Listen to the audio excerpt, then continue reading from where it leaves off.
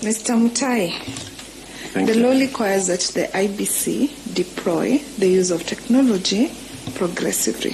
Yes. Accordingly, the IBC has been using technology in 2013, 2017, and 2022. What, in your view, were the successes that IBC achieved by using technology, and what can be done to improve technology moving forward? Okay, I believe technology is currently the way to go. And in the year 2013 was the first time that the technology was employed, and it gave a big stride to issues of voter registration and even tallying and delivery of election. In fact, that was part of the Curricular Commission recommendation that there is need to really employ technology. So we still need, the issue now is how was it procured? Did we really have a test run on this technology? Because we need to ensure that this technology really works. Because for me, when as a commissioner now, I will ensure that we even have a test run of a real election. Because before you do an exam, you need to do a mock exam. Have we been able to test this technology in all extreme conditions? Are they waterproof? In a place where it's like a ritual, it's raining a lot, what if it rains on these machines? So we need to really test and have experts really testing it. We have experts in the Ministry of ICT. Have they really tested it? Is it credible enough? But I believe technology is the way to go. We need to employ it progressively and to the international standards. But I believe we can't do anything without technology. It needs progressive improvement. Thank you, Mr. Mutai. What I hear you saying is what needs to be done to improve the technology. Yes. I have not heard you say how IBC succeeded, or what are the challenges, or what are the issues that IBC faced in the deployment of technology. I hear you on what needs to be done to improve it. So let's go back, a step back, and explain to us where were the failures, what were the successes that IBC achieved in deployment of technology. One of the successes is that you cannot have a duplication of registered voters because you take the biometrics.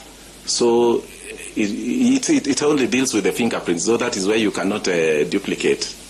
And also it becomes faster for conveying the results. That is also another plus. And technology also, you can keep a lot of information in data form. Those are part of the successes of technology. What was the problem with the technology insofar as its security was concerned? What are the challenges there? What are the issues there? With the technology that was deployed, it had some failures. There is a time that they had to use the manual.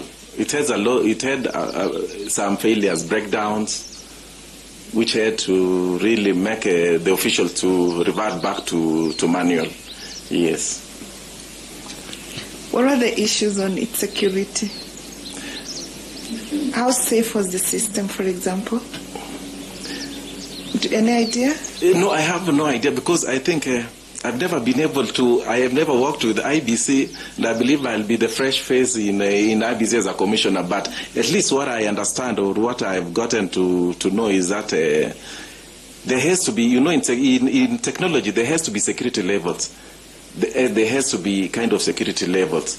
So I'm not sure whether the required international standard of the security levels were there. Thank you, Mr. Mutai. I wish you well. Thank you, Chair. Thank you very much. I ask Ambassador Koki Muli to ask some questions. Thank you, Chair. Wakili Mutai, are you sure that technology was first used in 2013 elections? I believe that was the first time that the real technology was used. Okay. Let me ask you, you have told my colleague that you have not worked at IBC, yes. So you are bringing a fresh freshness to the commission. Yes. But I know you have voted before. I have voted. You have, very good. So what election officials are found in a polling station, and what role do they play? Election officials specifically. Okay, in a polling station you have the clerks, you have the returning officers, you have the presiding officers.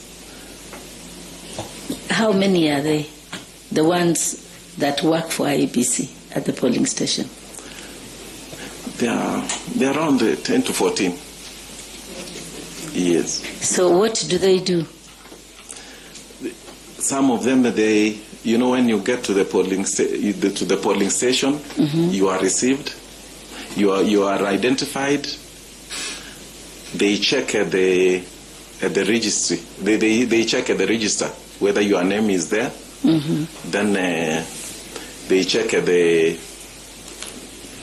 biometrics, and then you are given the voting materials. Thank you. 10 to 14, that's a lot of people, and it's very expensive. Why is it necessary to have all these people in a polling station? I believe when technology was introduced, it was supposed to minimize the number of the staff, because that is the reason of technology. Technology, you can have one person handling several parts of a technology, unlike the manual. So I believe it is time that we look at the way of reducing and employing more technology. Yeah. Maybe training of staff of the IBC. Can technology hand out to you voters ballot papers? How do you employ technology to reduce the number? You employ technology by having one person handle the biometric machine, the technology, and then the issue of handing over will be another person. Then we have the head of that polling station. So 3. Minimum, around 3 to not more than 5 should be there. Thank you very much, Wakili, and all the best.